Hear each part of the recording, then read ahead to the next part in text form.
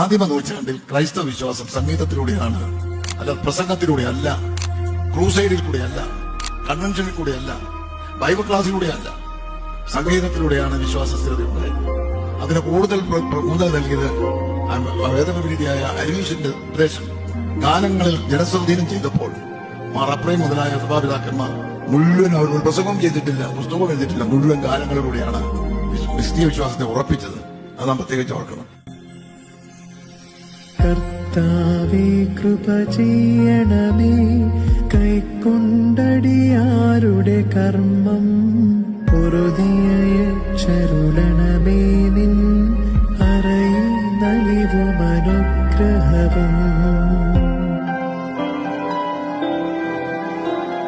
നിദ്ര വെടിഞ്ഞിട്ടുണർവൊടു ഞാൻ നിൻ മുന്നിൽ കാറാകണമേ, വീണ്ടും ഉറങ്ങുമതിൽ പാപം തീണ്ടുകയും ചെയ്യരുതേ ഞാൻ.